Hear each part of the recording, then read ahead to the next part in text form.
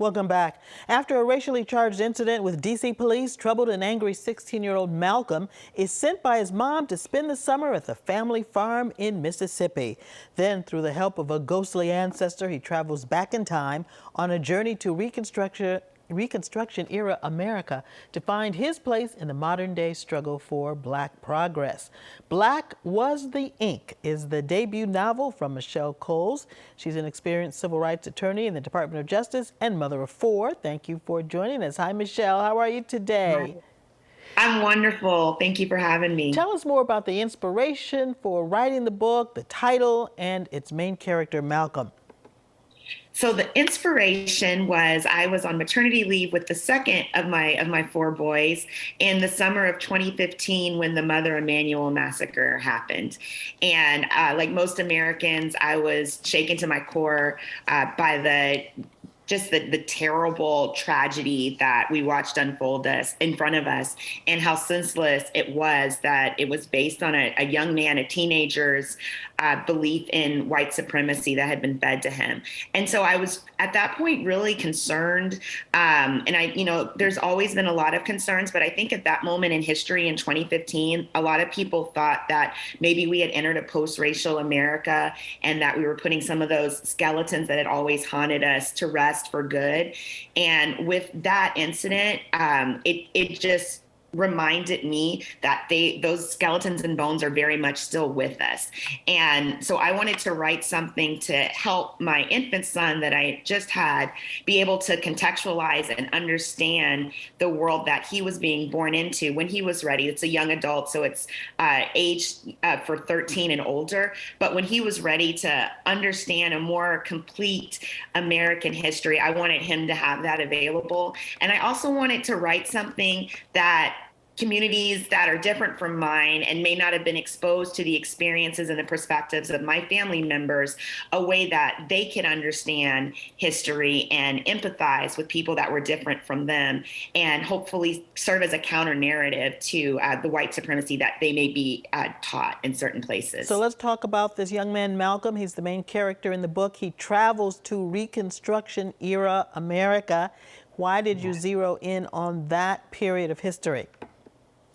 Reconstruction era America was the first time that America, I can't say the first time, but it was a critical time where America stood at a crossroads. I would say the first time was, probably when the Constitution was signed and America was founded. I think that was the first time we stood at a crossroads to try to figure out who we were going to be and how we were going to live up to the values that we were infusing in all of our founding documents. But Reconstruction provided a second opportunity to reevaluate and reconsider what to do with the 4 million, and there were 4 million at that time, African Americans that were emancipated and freed from slavery at the end of the Civil War.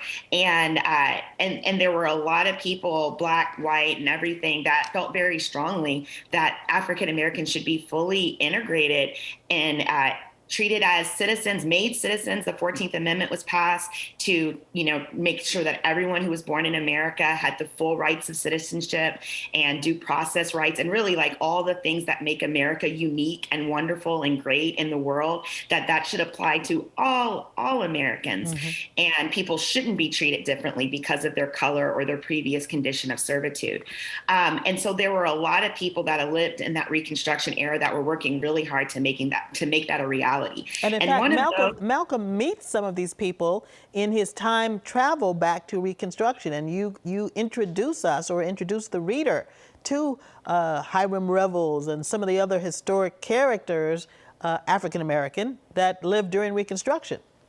Absolutely. And not just African American, because I was just about to say one of my favorite people in the book that I think needs to be elevated in all of our collective memories is Charles Sumner, who was the senator from Massachusetts. Mm-hmm. And he was just such a stalwart believer in equal rights for all Americans. And so he was the author, along with a later African American congressman named John Mercer Langston. Together, they authored a bill called the Civil Rights Act that passed in 1875.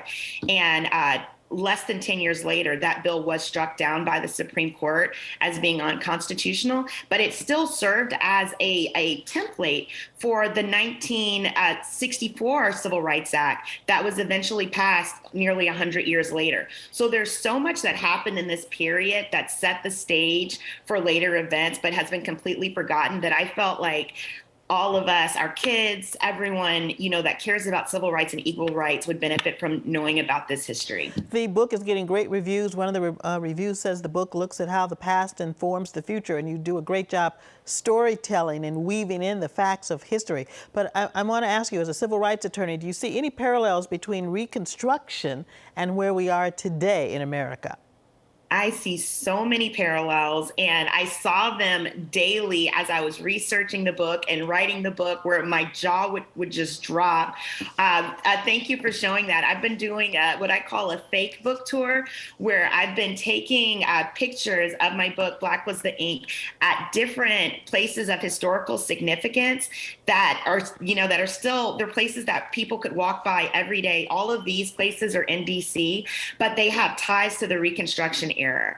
And so, so Howard University, I could talk about any of them, but Howard University, it was founded in 1867 in the Reconstruction period, as well as so many other historically Black colleges and universities, because that was the first time that African Americans were able to get an education. During slavery, enslaved people could be killed or maimed for even attempting to learn how to read and write. And so one of the things that came with the Reconstruction period is a pathway to being a full citizen and being able to enjoy all the privileges of citizenship is an education. Michelle, and so let's create all of these schools. There is so much to learn here, and I hope young adults everywhere pick up the book and read about Malcolm, his time travel. The book is called Black Was the Ink. Thank you so much for being here today. And thanks to all of you for watching. Be sure to follow us on Facebook, Instagram, and Twitter at CityLine5, and follow me on Twitter at Karen Holmes Ward. Have a great afternoon, everybody.